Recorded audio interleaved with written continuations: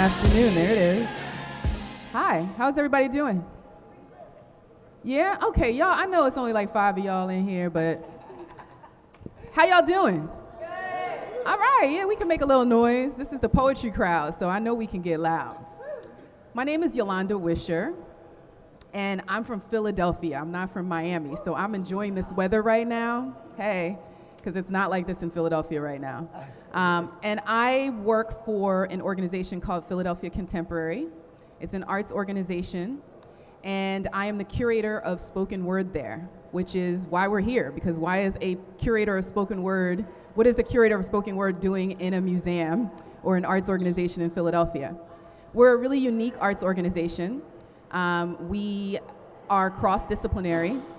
We are also based a lot on collaboration and partnership, and we are not a collecting museum.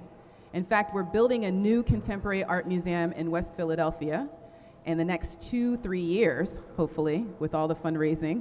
And we hope that we're gonna be a different kind of museum than anybody's ever seen in Philadelphia, but also in the world. And I'm sure, how many of you have been to a traditional museum before? Anybody been to a museum? Okay. So a traditional museum often collects works of art. They have a lot of old work of art that goes back centuries and centuries. We're trying not to do any of that.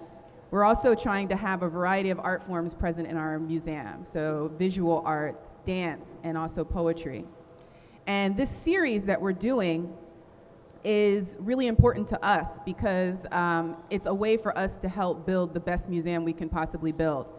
And this Museums of the 21st Century conversation is really about trying to build a museum for the future, not build the museums that we've already seen, the museums that are already built. We know we can do better. We know that those museums can include more people, can be more inclusive, and can include more of the folks that come out to events like PRISM, more people of color, right? And people from different socioeconomic classes. And a lot of times we realize that museums are not those kinds of welcoming spaces where we actually see ourselves, right, reflected in the art on the walls, or we actually feel welcome when we walk in the doors. So instead of us trying to figure out what that 21st century museum looked like, we started this series to talk to people in different industries, different walks of life, about what they might envision a museum of the 21st century looking like. So we're talking to historians, we're talking to poets, we're talking to artists, we're talking to dancers, and we're hoping they're gonna give us some insights into building something that's really revolutionary and really changes the profile of what a museum could look like in the future. So I'm excited that this is our first talk focusing on cultural platforms for spoken word poetry. And this is a collaboration with PRISM. So we wanted to have somebody from Philly talk to some folks from Miami, some homegrown folks who are doing the work, and also our thought leaders around spoken word poetry and what it will look like in the future. So I'm happy to be joined by our panelists. I'll do a little introduction of them first, and I'm gonna read their bios because they're pretty illustrious and I don't wanna forget anything, okay? So to my left, you see these two handsome gentlemen, Lucian and Bird. They are a writers duo, okay? And they met at Florida State University and formed a group, and then they just started slamming and winning slams all over the country. And together they have experience in television drama, sketch comedy, web series, and playwriting. They travel to college campuses and venues across the country, performing their work. And most recently, they were staffed as writers and acting coaches on the Academy Award-winning Terrell McCraney's own network, David Makes Man show. Anybody watch that? All right, there you go. You got a fan right there. All right, and all the way to the left, we have Dr. Precious Simonette. Dr. Precious Simonette is the CEO of the Florida Freedom Writers Foundation. And she works to train teachers, mentor students, host community projects, promote youth empowerment, facilitate youth civic engagement. In fact, just changing the world, basically. And she began teaching, she's been teaching a while, really dedicated to this field, and has been recognized as a superhero educator by the National Education Association, a South Florida Legacy Top Black Educator, an MDCPS Teacher of the Year, and Florida State Teacher of the Year finalist. So we're excited to have her and her students here who are gonna perform at the close of the panel. So we're really excited about that. So thank y'all for being there. Give a little love for our panelists today. So each of us is going to give a really short presentation about our work so you can get a little familiar with all of what we do. And then we're going to have a really short conversation about museums in the 21st century and how spoken word poetry can revolutionize them. And I'm going to start with talking a little bit about my work at Philadelphia Contemporary. So I mentioned that I am the curator of spoken word. This is a job that I was able to create for myself after 20 years of working as a poet and an educator. And I've been writing poetry since I was a young person, maybe 8 years old. I never thought it would be a full-time job that I would do, but now it is, so dreams can happen, and my mom is now convinced. So I am the curator of spoken word at Philadelphia Contemporary, which means I produce poetry events, and I get to work in the realm of spoken word. Is not just poetry. Of course, it involves oratory, and all kinds of talk. There's a really wide field of spoken word. But I think what I was really interested in, I was really excited to be invited into the building of a new museum as a poet. Right? A lot of times poets are not at these tables when we're talking about building huge institutions in a city.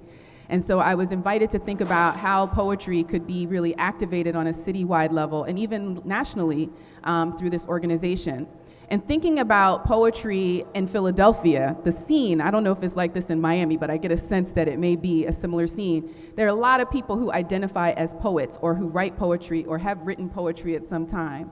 And there are tons of open mics. The scene is kind of burgeoning with coffee shops, slams, lots of opportunities for young people and adults to engage in the work. But there's no real central hub that kind of helps support that scene, right? It's kind of, it's a very disparate scene, and sometimes it's often really segregated along class and race lines. And so we wanted to create a space in our institution for that community to come together and to congregate and to build power and resources around it. Because we often realize that a lot of times when poets are invited into museums, we're invited in to perform, and then that's it, right? We're like the side stepsister of the art world, right? We don't get the same due as maybe the sculptors and the big artists do. We're kind of seen as an add-on, right? And it's reflected in the marketing, but also how we get paid, right? So it was really important for me to say, hey, poetry is a contemporary art, just like these other art forms that we're in the midst of right now. And it is something to be reckoned with. And it also holds the voices of people in a way that other art forms don't. It really is about poetry for the people.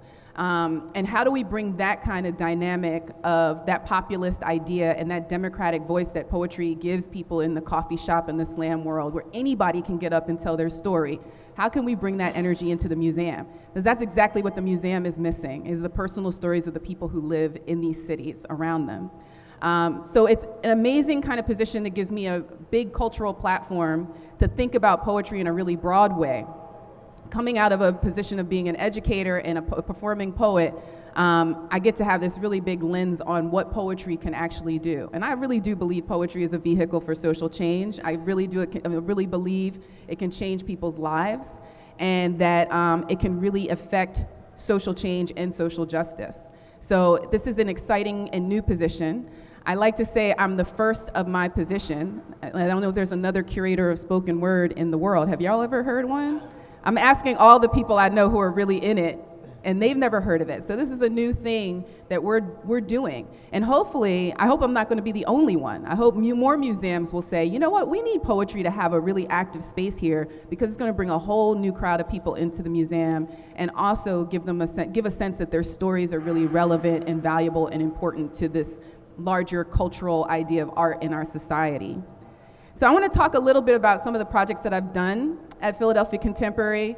I've only been in this role for 2 years, so I'm still really new, and I got a lot of big dreams. So I hope y'all follow us on Instagram and keep track of the work. And come to Philly. When you come to Philly, you should come to see us, because we're going to be where everything is happening. One of the first events I did when I spent a 2-year term as the Poet Laureate of Philadelphia, which was an amazing honor. I followed in the footsteps of my mentor, Sonia Sanchez, who is an amazing poet. She was the first Poet Laureate of Philadelphia. She was the reason I came to Philadelphia to study. And my first project as Poet Laureate, I was invited by Philadelphia Contemporary to do a project in Amtrak's 30th Street Station. Has anybody been through Philadelphia's train station? So if you've been in Amtrak's 30th Street Station, you probably know that there's probably not a lot of poetry festivals going on there. This was the first of its kind, And it was 10 days of poetry, ranging from slam poets to jazz poets. We had poet laureates all up and down the East Coast. And we basically started each reading at 4:52 p.m., like a train schedule, right? And each poet would read that day for 20 minutes, and people would come by and sit and listen, and it was just something serendipitous and unpredictable that kind of popped up in the train station. Really amazing partnership, too. I'm really interested in partnerships with organizations that you wouldn't suspect would be interested in poetry, like a train station, like Amtrak. But they're always looking for new ways to connect with the people who come in. And a train station is a perfect place where you get all walks of life, lots of different people coming from different backgrounds there. And we had poets who represented all of those different backgrounds as well. One of my favorite projects that we did last year was called Stellar Masses. And I'm not a church-going person, but I love the rituals of religion. And a lot of religions have very amazing rituals that they do either at the beginning or during the services. I've always been enthralled with that. And I've always thought that poetry readings, and maybe y'all can speak to this too, are sometimes spiritual experiences. I'm hoping that you're gonna have a spiritual experience listening to the work that you hear now. You'll be moved in a way, in a way that you may catch the spirit in the same way that somebody might at church. So thinking about that, I wanted to create a series of art church services across the city in Philadelphia. So these were very site-specific performances in 4 different venues. We did a sermon at the Free Library of Philadelphia featuring More Mother and Rashida Phillips, who actually performed here on Tuesday, and the t-shirts that you have are part of that performance. So that was on the top of the Free Library's Skyline Terrace. We were in a church, an old church called Iron Theater in West Philadelphia, and we had the sci-fi legend Samuel Delaney read for us. He gave a sermon to introduce that service from his work. And then we also did a performance in the planetarium, at the Fells Planetarium at the Franklin Institute, featuring King Britt, an amazing DJ who did a whole sky show. And we also had Marvin K. White, a poet preacher from Oakland, California, who did a whole sermon, a poetry sermon based on house music that had us all jumping in the aisles. It was amazing. And broke a record and sprayed some holy water on people. It was kind of that intersection of that spiritual experience with the art performance. And if you've been to church, you know church is a performance. Like a lot of performing going on in church. So trying to capture that and tunnel it into the energy of the poetry reading or unite those two things. And it was a huge success. People are still talking about that, and it tapped into some of the ancient and also that Afrofuturistic vibe that you get from the poetry community right now. So the last thing I'll talk about is just the thing I'm currently working on. It's a podcast called Love Johns, a mixtape. Anybody know what John is? Anybody know what the word John is? If you're not from Philly, it's Philly slang. It can be like, John can mean anything. It could be like, my John is broken, like this phone is broken, or that John is fly, right? Like, are you talking about somebody or something? You don't know. It's a utility word. You can use it for whatever. And it's a very Philly thing. And you know who's from Philly and who's not when they use it wrong, because you can't really use it as an adjective or something like that. So Love Johns, a mixtape, was my attempt to create a podcast that was an anti-podcast. Because on the low, I don't really listen to podcasts because I don't have the attention span to sit for an hour and listen to just people talking at me. And I wanted to create something that was a 20-minute podcast specifically that you could listen to while you were on the train or the bus commuting.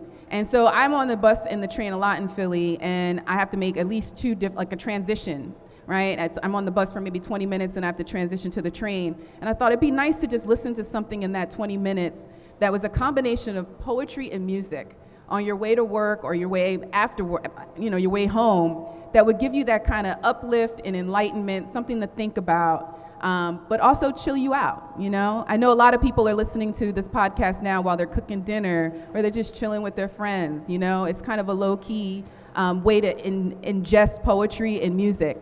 And it also plays on two amazing artist groups in Philly, poets and DJs, that have always we operate around the same circles and wanting to bring them into the same space. So we record 3 poets and we give the tracks to a DJ, and that DJ spins them into a 20-minute soundtrack.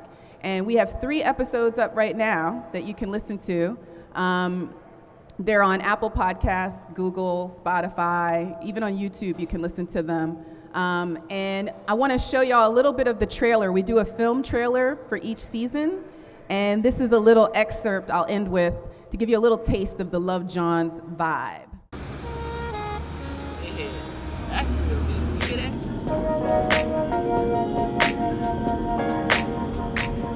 Frederick Douglass called poets picture makers, said their ability to make pictures was the secret of their power.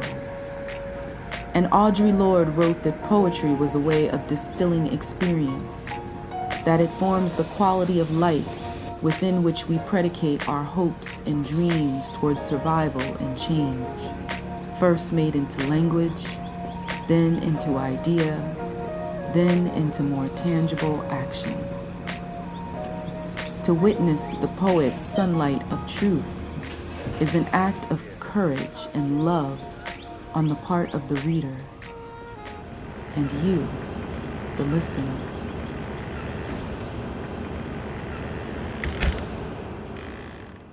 So you can see the full trailer on our website if you want to see. It's like a little movie that we're hoping to continue each season. Hopefully we will see, you may hear some of our guests on a future LJAM episode upcoming. We don't want to just focus on Philly poets. We want to open it up to national and international poets, people who come through Philly. It's just a great platform to share the spoken word in a way that I think people can really enjoy it. So that's my presentation. You're going to be even more excited by what's coming up. So I'm going to turn it over to Lucian and Bird to talk about their work.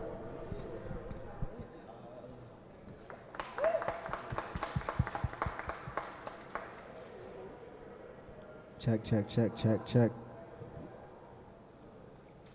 How y'all doing today? Y'all good? All right. Making sure y'all still with us? Check, check, check. Check. Check, check.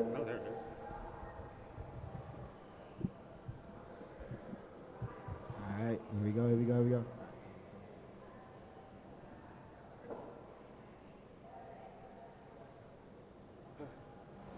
Sometimes I feel like a museum, like I open myself up for public interest, expose my soul for your exhibit, but even the art in that admission don't seem worth the price of it. Like our art don't shine in the same light or get the same platform. Like sometimes my skin might get the critique before our work. We develop workarounds. But black people been working around America's BS. Been making art out of unfit galaxies. Been getting framed outside of these galleries through unjust rules. Learn to find a better aim or angle when the goalpost moves. We learn to be proud of that finesse. Call it our magic.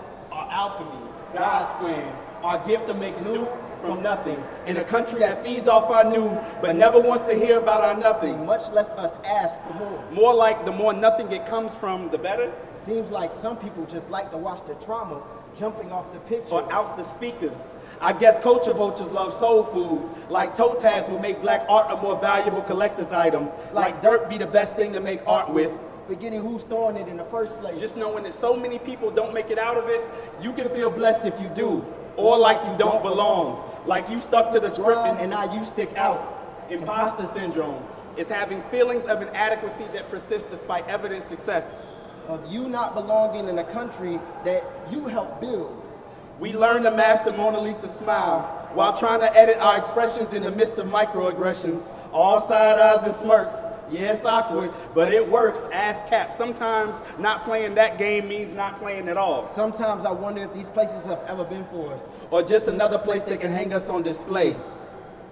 Throughout history, black artists have known the feeling of your art being allowed in, but not your body, or your humanity, or your voice. Seen but not heard. Like be happy being in a conversation, but don't you dare say a word. Like institutions are the only thing that can define our dope. Like they won't feed us average and then blame our palate. Like we don't know beauty on our own. I've seen dancers turn street corners into Broadway stages. I've seen percussion sections from musicians using pots and pans. I've seen mothers take top ramen and turn top shelf. We watched a homeless man turn an old Confederate army base into Tyler Perry studio. We've turned our own imaginations into actualizations. Scripted our life different when others had us written off. We are no one's savant, but we know what we're capable of. But we also know what we're up against. We choose to create in spite of it, choose to open ourselves up for public interest, expose our soul for your exhibit, stay persistent through judgment and critics, so whether outside the gallery or in it, we will always find a way to graffiti our existence. Thank y'all, thank y'all. So, my name is Richard Bird Wilson. And I am Lucian Christian Adderley. And that's kind of an example of how we met. When we heard about the event, we were like, we really wanted to create something. So, sorry, it was a little rocky, but you know, it was a run through. So we met at Florida State University on a slam team. We both did poetry, and at the last minute, we were on a couple of teams that broke up. So we all started doing it together. And that turned into us just being able to create together. That language is something that is unique to poetry, but also in other art forms where you have to, how can I put it?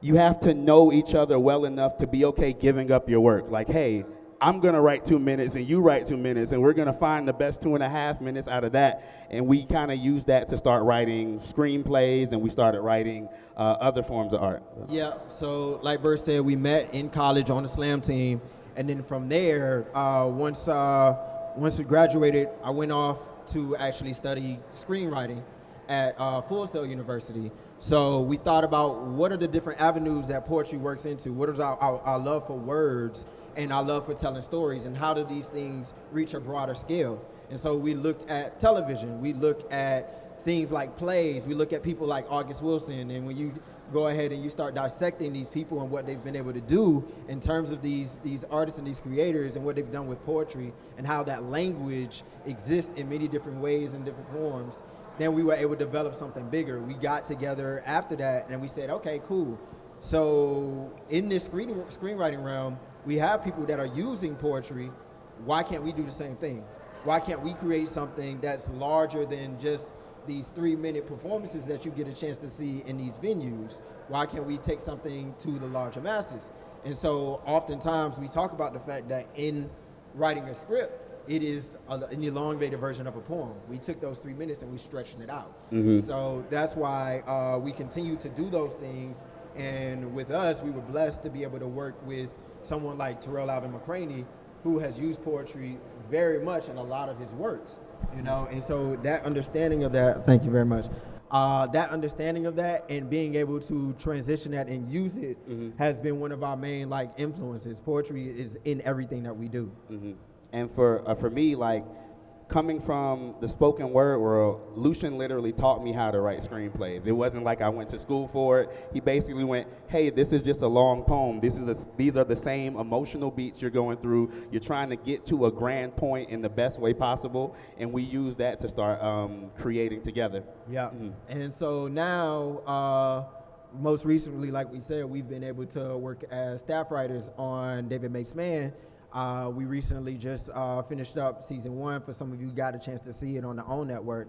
And like we have in the presentation in a little bit, you'll see a video which talks about how Oprah says that it's poetry on television. You know, a lot of people talk about the fact that you don't get a chance to see things like this very often. And what I love about it is the fact that we use poetry in so many different ways, in terms of the cinematography, in terms of the dialogue, in terms of so many subtle nuances that you would not necessarily see in everyday productions of things. And even in the way that we write scripts, oftentimes we'll make sure that we take the chance to make sure that the script reads as beautifully on the page as you will see on the television screen. And in a lot of scripts, it's basically dialogue and action line. So the action line is just the person walks in the door. One thing we learned from Terrell and we were able to incorporate ourselves was you can use those poetic lines, and it helps whoever's reading it know exactly what you meant. So it's the way the wind moves. We're allowed to describe those things, but it not feel like you have to go back and change it in order to fit something else. And also, as when we got in our writer's room, I often say the closest thing, we hadn't been in a writer's room before.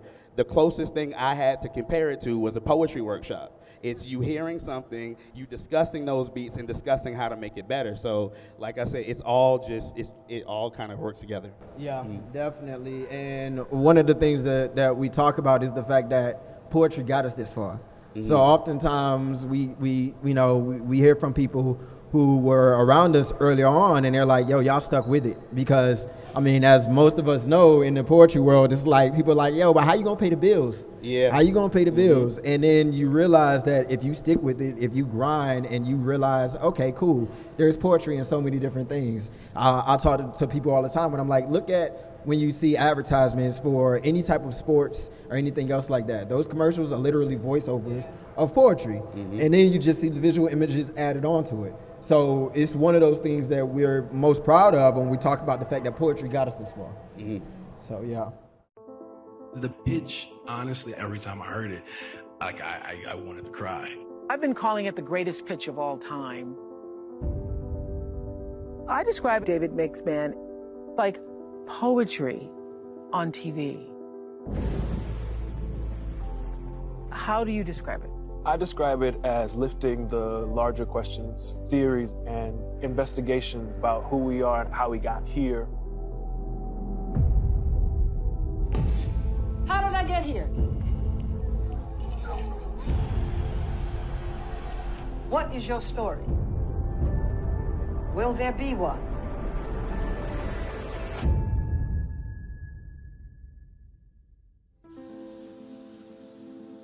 David is a 14-year-old prodigy that's trying to make it out to a better place, overcoming trauma and difficult circumstances. It's a story of coming of age and beyond, of community and family, of search for identity. It's a story of dualism and dichotomy. The idea of code switching, that game that you play to accomplish the pitfalls and all the obstacles that you come across coming from the hood. I was one of those kids also. This story is an unapologetically Black story about a young prodigy who, through the use of his imagination, is creating a world for himself that is bigger than where he comes from. David's mind is always changing. Whenever he is having like a rough time, that's what he goes to escape. That's his way out from really losing it. Hey, there's nothing down there, nothing at all. People need to see your eyes, Dave. You cannot sink down. We're certainly looking at the character David, but David is not the only character. Morning. There is a full panorama of humanity in this series, presented in ways that you just have never seen them before, so authentically. Watch your words, about to feel young, son. This line, it ain't here to protect you. It's to protect them from these projects. So that's a little bit of, a glimpse of what we talk about when we say we've been able to incorporate poetry into what we're doing with David Makes Man. So I'm glad you guys got a chance to see it. And for those of you who haven't checked it out yet, should definitely check it out. It's a great show. Give it up for Lucian and Bird, please. And now we're going to hear from Dr. Precious Simonette. Hello? Hello? Hi? Hello? Hi? Can you hear? Okay, cool. Hello. First and foremost, I just want to thank you for allowing my students and I to be a part of such an amazing event. I really appreciate it, and this is actually really dope, right? Before I talk about the work that I do with my students in regards to spoken word, I have to talk about how I arrived at that point. I started teaching in Charles Drew Middle School in Liberty City. And I was there for about, you could go to the next slide. I was there for about like 2 years. And whenever people would ask me how I felt about teaching, I would always respond, yo, like it's cool beans with awesome sauce on top, right? So like teaching became like really easy to me because I pretty much did what everybody told me to do. No questions asked, from like how I laid out my classroom, to what posters I put on my wall, to what I taught, to how I taught. So this one particular day, you can go to the next slide, I wanted to do something rebellious because it became very, very monotonous to me. Like everything was like the same thing, and I was like, okay, let me go ahead and like go against the grain a bit. I am not gonna be on pacing. I'm not gonna do like the CBC. I'm gonna do something that I wanna do. So I told my students to take out their journals and write anything that they wanted to write. Be free, doesn't matter, don't pay attention to like grammar. If you curse, whatever it is. This is a safe space. Say whatever you wanted to say. And I was literally feeling rebellious at that time. Now, for me, that was a big thing because for me to get off of the pacing guide, that's like, oh my gosh, like you did that? You dared to do that? So that was a huge thing for me. I wasn't prepared for what was gonna come after that point though. I thought they were literally gonna write something in their journal. I would know exactly what they were gonna write. We would get back on pace and then life would be as it was before. One of my students decided to follow my instructions to the T. I told them to write me something that I didn't know about, and that's exactly what she did.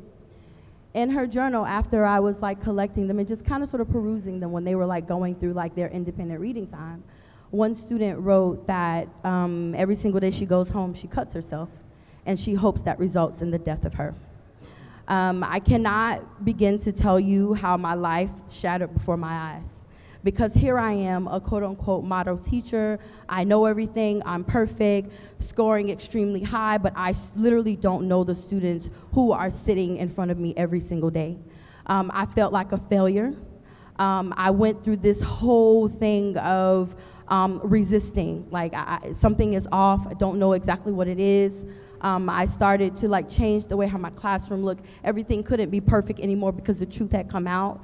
I thank God every day that I was able to go through that transition with my student and that she know that I wasn't like throwing her to the wolves, that I truly cared. I also thank God that she loved me and trusted me that much to tell me that, because that was a part of her story. Because of that student, I was able to become the teacher that I am today. Because of that student, I was bold enough to say, I need to reimagine what my classroom looked like. Because of that student, I was bold enough to be me. And I believe that like the first 2 years when I was teaching, I would suppress who I was as an individual. When you first start teaching, they say, you cannot smile at the kids. You have to have a stoic, rigid face. You cannot be too close to them. And I did what they told me to do, and it was against who I was as an individual. So as I said before, because of that student, everything else kind of sort of fell into place. Next slide. I also realized that in order for me to change hearts, I had to change my heart, and that's exactly what I did. That was the missing element of my teaching practice. I had everything that I wanted, that I needed, but my heart wasn't in it, which is what should have been like with me before I walked through the door. Next slide. So my work started off with creating a group, like a club. So like I left middle school, and then I went over to high school. And I started with creating like a club first. And from that club, I literally had to create like a curriculum, a presentation to literally go speak to my principal and the regent about switching how I ran my class. I wanted to create a classroom culture and climate where students was okay with being empathetic toward each other, where students learned how to communicate and to communicate effectively with loving kindness with each other, where there was a sense of community. So you may not feel yourself over here, but you know you got at least one place, and I'm all in it with you. Collaboration. I love sitting back and having my students participate in like think tanks, and all of this magic and dopeness and awesome is happening, and I'm literally facilitating, and I'm like, yeah, do you, and whenever you get like to an obstacle, I'm gonna be there to like help you out. Critical thinking is a really big thing for me as well, and my students are extremely brilliant, and what burns me to the core is when people told me not to go teach in Liberty City or not to go teach in Miami Gardens because the students weren't as smart. That burned me up, and I think I took that as an opportunity to say, you know what, let me show you that you're wrong, and why you should never say that about any kid, right? So they are like highly intelligent. and creativity. So there is something about the silver lining in pain that is just so beautiful. Creativity literally soars and blossoms. I don't want my kids to feel like they are one story, because they are more than one story, and they have the power to rewrite their story anytime they choose to. They don't have to wait for anybody to give them permission to do so. In addition to that, this being culturally responsive teaching and learning happens. Yes, I teach my kids a lot of things, but in my class, I learn from them too, and I'm quite okay with falling back and letting them school me, because they have done that. Going back to the first student, that reminded me of who I needed to be as an educator. Next slide. Why do I do the work that I do, right? Why do I burn the midnight oil? Why do I, you guys know, right? I do it because I want to encourage my love bugs, right? I want to remind them that they matter, and to let them know that it is okay to tell their stories, even if they make somebody uncomfortable, because we could be respectful with that. But this is my story, and you can't take that from me. And for you to humbly step aside and let me tell my own story. I don't need you to tell my story for me. To engage, right? I need to breathe life into my kids. I can't suck it out. The class that I had before literally sucked the life out of my kids. And I know this because it was sucking the life out of me. So I need to breathe into them. To elevate them, student voice is like one of my biggest things that I push all the time. To identify and create spaces where they're able to tell their story, because representation matters. You have no idea how it feels to be in a class that's told that you need to teach the curriculum and no one in the book looks like them. So you've indirectly told my kids that they don't matter, that they're not important enough to be in your textbooks. I resent it. So what I'm going to do, I'm going to find other textbooks to bring into the classroom because you told me that I couldn't. And I'm going to show you why it needs to be there. In fact, I'm going to equip them to tell their story so we can get those things published so that you cannot tell them no. Empowerment, showing them how to think, right? Metacognition is very important. And many kids, they go throughout life feeling a particular way about themselves, but they don't know why. They need to learn how to think about their thinking. They need to know that growth mindset matters. They need to understand that mindfulness, being cognizant of why I may feel resentment or jealousy or hatred or fear or whatever toward this, there's a reason why. We need to kind of sort of go back for you to unthink, rethink, and unlearn some of those things people have taught you to do, because you are killing yourself in the process. Teaching them that self-reflection is important. Many of the students, when I first started off, they were afraid to reflect because they were afraid of what they were going to find. And I'm like, okay, it's okay, we could work on that, right? What matters is that you accept what it is and then work to improve it. Knowledge of self is one of the biggest things. Knowledge of self can help students get through a lot of different types of peer pressure. Many kids are making decisions for their lives because they don't know who they are, or they are afraid of being who they are. Lastly, building agency. I know all of my kids have the capacity to rule the world, but I, as an educator, if I am not building capacity and agency in my kids, I am failing as an educator. There is no way possible a kid can leave my class after they graduate and not know who they are and not know how they can contribute to the bigger part of the world. It is great that you can recite the Constitution and that you can recite every math formula in the book. Nevertheless, when people are trying to have conversations about who you are and you stumble, you fail, you fall, and you're like, I don't know, that's a problem with me. Because you've indirectly told yourself that you don't matter either, because you haven't taken the opportunity to learn about who you are. And then lastly, educational experience, right? So this is one of my ultimate goals. I want to be friends in my kids' lives for the rest of my life. Experiential learning is a thing. I started this project a couple of years ago. It was called Writing About Miami. And I talked about one project in particular, I tell you. It was at Virginia Key Beach. Now, my babies knew about Virginia Key Beach. They knew it. They heard about it. I was like, yeah, they had to go there. And sometimes our ancestors, they waded in the water. And they was like, the what? They did what? Right? And that was no, you need to learn your history. Experience. I had to literally take them to Virginia Key Beach. And I cannot tell you the magic that I saw. I didn't even realize I was crying until my coworker said, dry your eyes because they're going to see. And I said, okay, right?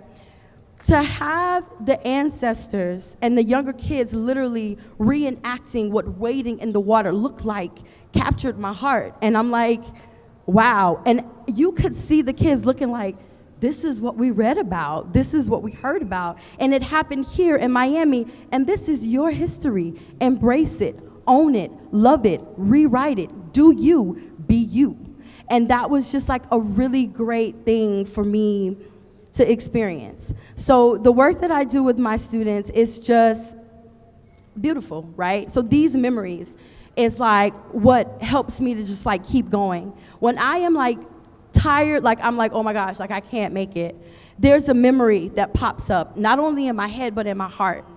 I think about it all the time when people told me I was dumb to start teaching at Charles Drew Middle School. When I told them that I wanted to create a slam team there or a creative writing class, they told me it was a dumb idea, the kids wouldn't like it. I was literally not having enough space for the kids to come into class. When I went to Miami New Orleans Senior High School, the same thing. They told me the kids are not gonna do it. They don't wanna do it, they're not gonna work hard, they're not gonna whatever.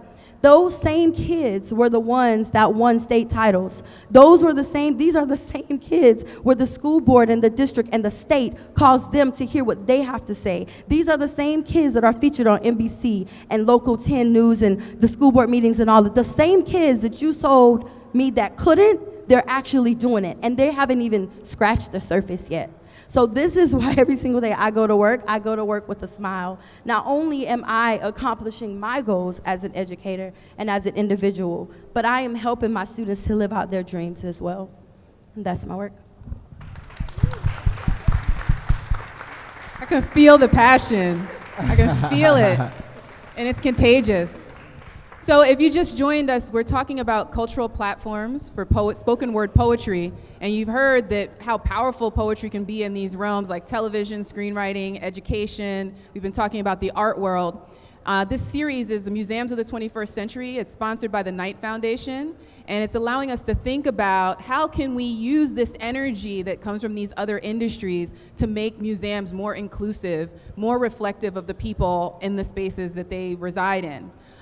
So I think a lot of this energy of spoken word poetry, this is what we want to see in museums, and the people who are doing this poetry and those stories that need to be told, we want those to be seen in museums as well. So we're going to have a little conversation, and I wanted to talk a little bit about our first experiences with museums. I was thinking about mine. I was like, I have this question, but I didn't even think to answer it myself. I think I was really lucky. My first experience of going to a museum as a young person was a friend of mine invited me, and her father invited me to go to Philadelphia. I lived in a suburb of Philadelphia, and they invited me on an outing to go to the African American Museum in Philadelphia, which is around 7th and Arch in Center City. And if you've been to Philadelphia, it's one of those big tourist attractions. It's the only African American museum in the city, and it's been a long-standing institution. And I remember when I walked into those doors, I was like, that is my only museum. Like, that was the standard. It set the standard. I saw African art there. I saw contemporary art. And I also just saw black folks walking around, you know, in the museum, and who were happy to see us in the museum. There was a sense of community in that museum that still continues to this day. So when I think about it, you know, my experience with the museum was my first experience was very inclusive, and I did see myself on those walls. Later on, I struggled with that. I still struggle with that when I may go to any museum, maybe in any city. I'm always thinking, where are the black folks at? Are the black people on the walls? Who are they seeing me? And how am I being treated when I walk in the space too? Because sometimes you don't get that sense of community. It's more about like, what do you got on your back? Or why are you wearing that? Or you look a little suspicious, or, you know? So I'm wondering about y'all first experiences with museums, and if you can reflect on that, or maybe a recent experience if it's too far back to reflect. Or last, yeah, I'll take it. So I went to museums on field trips as a child, and I never got anything out of it. I don't remember any of it, even probably up until I was like 18. I recently went to the Louvre, and it was amazing. Everything looked good, but I literally spent the whole time like just cracking on pictures on Snapchat. Like, I wasn't really into it until I went to Atlanta, and I went to the African American History Museum in Atlanta, and I left shaken. I left physically shaken. There's one thing there where like you can sit at the counter and have the people berate you in your ear, and I literally did it, and I was mad for like a month, but I needed it because it was the first time I remember going to a museum and going, that was about me. And yeah, so that was my first thing. For me, it was pretty much like a lot of the same things. When I was young, I remember going to a lot of places, but I don't remember the places. Like I remember those field trips to St. Augustine and things of that nature, but nothing about those particular places stuck out to me in that way. However, I do know when I did study abroad, I studied abroad in London. And while I was over there, we did a lot of trips. And my experience with museums in Europe were some of the biggest and best things in terms of inspiration for me. And a lot of it was a lot of those moments where I was walking in, I'm like, wait, hold on. What did I wear today? Am I good? Like, are they gonna look at me funny? You know, I'm already I'm like, okay, cool, cultural differences and everything else like that. But then I realized that I was more worried about how people were seeing me in the museum than what I was going to the museum to see. Wow. And in those moments, that's when I said, okay, cool, let me stop thinking about that. Let me focus on the art around me. But it takes so much for us to be able to do that, for us to feel like, hey, we just belong in this space. Because I felt like people were turning around taking pictures of me rather than, taking in the art at certain of these moments. And there were moments where I saw people from other cultures that would come up to me and be like, hey, you remind me of such and such, or some rapper, they would be like, oh, you remind me of T.I., or you remind me of this and that and the other. And they would want to take pictures of me and everything else like that. But it just says a lot that we can't go into museums because they hardly see us in museums, but we don't feel comfortable. So what's the point of going into a place you don't feel comfortable in? So I've had some really good experiences with museums, but I think my best one would be when I studied abroad. So I taught in Ghana for a year, and as one of the teachers, we had the opportunity to go to Cape Coast, to go to Kwame Museum and the W.E.B. Du Bois. And I think those were my best experiences because there was no ifs, ands, or buts about it. It was all me. Like, this was like my history. I think W.E.B. Du Bois really took my mind everywhere because him being who he was gave me permission to be who I could be. And I think that was a really powerful thing to witness it. I remember standing in front of his graduation gowns, and I was like, can I just try that on just for 2 minutes? Would that hurt, And the people were like, you can't touch it. And I was like, okay, I just want him to rub off on me, right? Just a little bit, do the corner. And but it was just a really dope experience for me. The Cape Coast, going to the castles, that literally took my spirit away. And it was just something spiritual from the moment you stepped into the moment you stepped out. I literally broke down at the door of no return. That was that took everything out of me. So that was probably one of my best experiences with museums.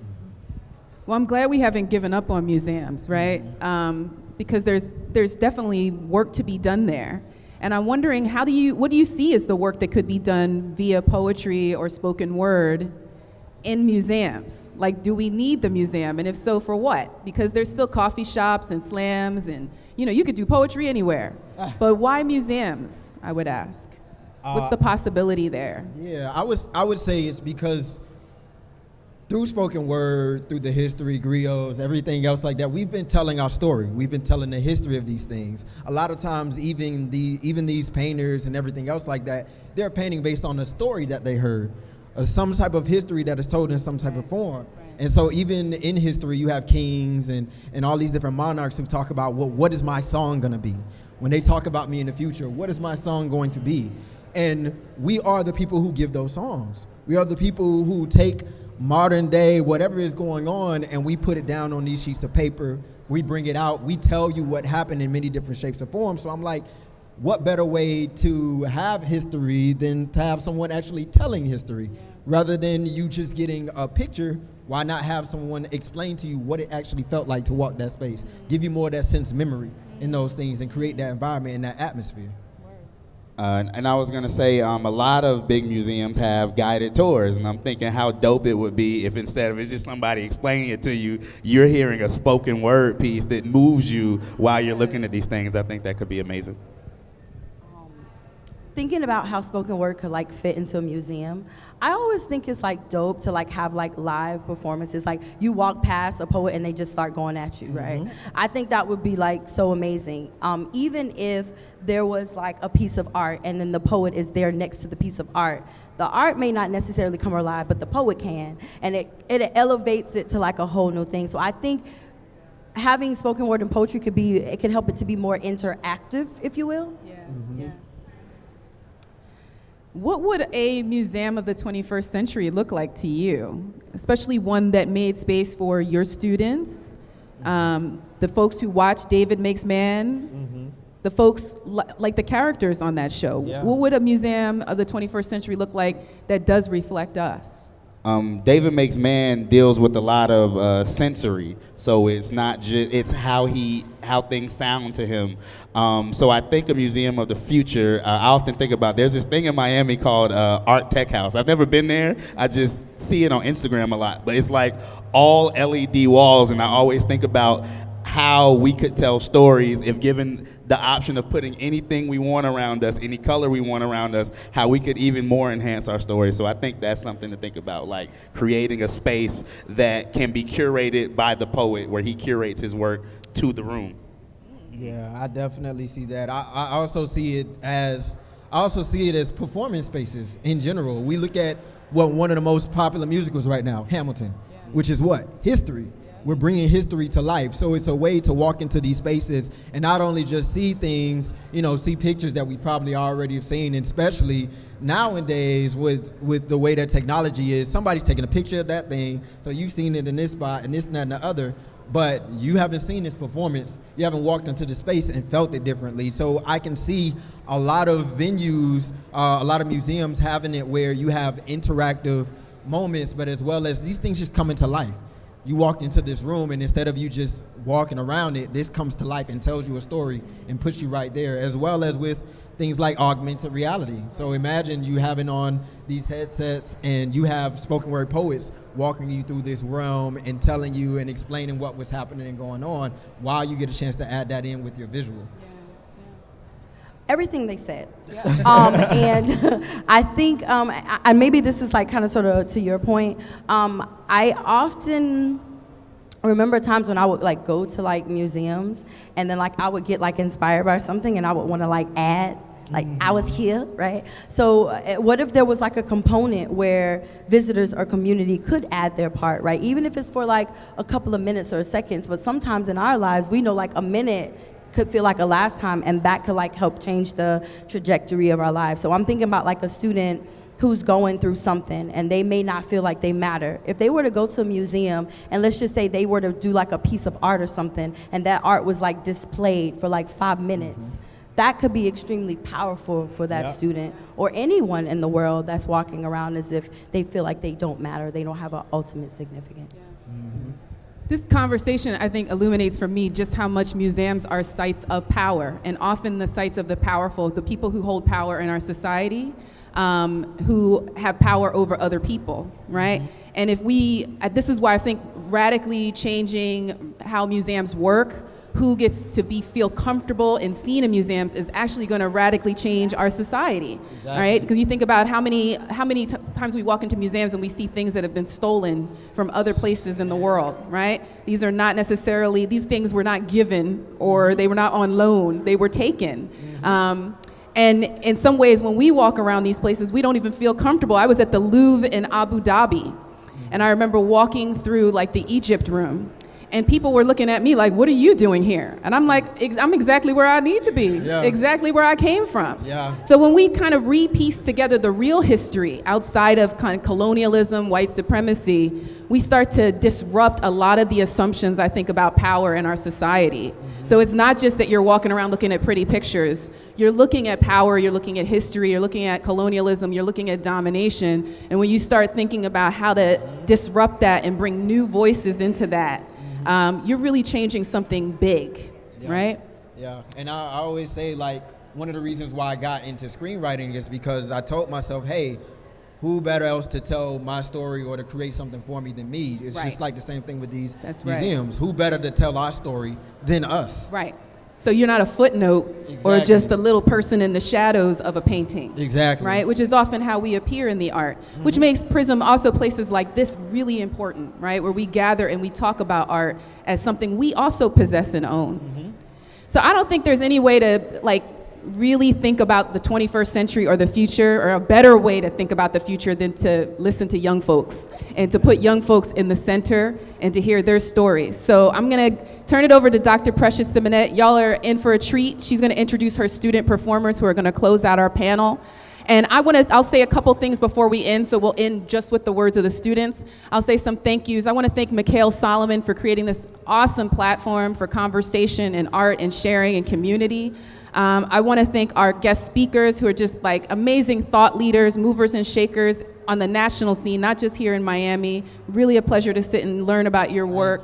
Lucian and Bird, Dr. Simonette. I want to thank the Florida Freedom Writers who are going to come up. I also want to thank the Knight Foundation for supporting this series, supporting Prism. And I want to thank my awesome Philadelphia Contemporary team, Carrie Bickford and Nicole Pollard, who are in the back. They actually have some surveys for you about this event. We would love for you to hear your feedback about it, and we will accost you as you walk out the door to get it from you.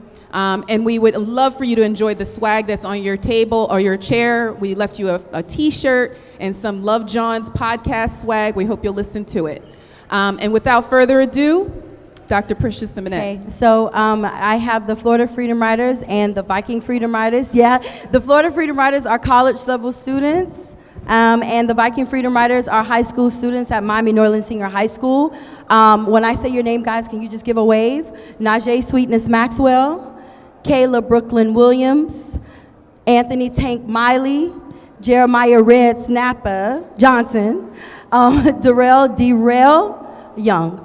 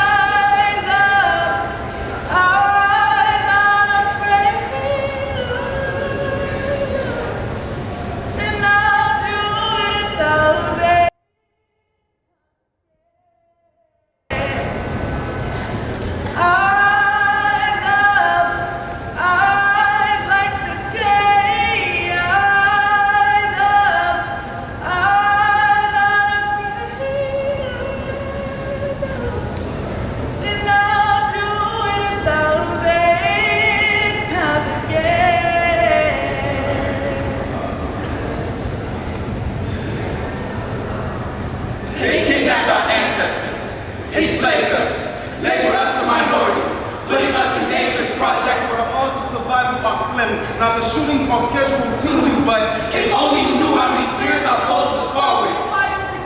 Broken down and tired. But we must fight. Frost like a new day. The sun, shadows will be brighter after the darkest of nights. Its rays will through gray clouds and skies to shine from the heavens after rainy days. The silver line is the bottom line. To know beauty, you must first know pain. The hard times are only temporary. Adding value to the good times. Holding hands is highest ways because the day in our hearts made the day we found hope. The day I realized I'm no longer destined to die early death because of my environment. the day I realized suicide isn't so seducing because I can save lives just as I did mine. The day I realized only God can judge me. And when He does, I'll be judged by my character and not by my complexion.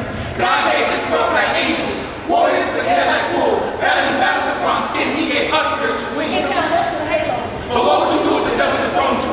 Pluck the feathers of your wings, manipulated your mind, misguided your heart, and recruited you for a lost cause. What would you do? I pray for more better days. I'll establish my faith and foundation. I move mountains with purpose. Stand up against. Stand up against. Let all that crime. Stand up against gun violence. Stand up against inequality. We can stand up. Despite 1,000 lies. We can stand up. Despite being stabbed by 1,000 knives. We can stand up and tell our story 1,000 times to save 1,000 lives so that you too can stand up. And eyes like the day. Eyes not afraid. And I'll do it 1,000 times again.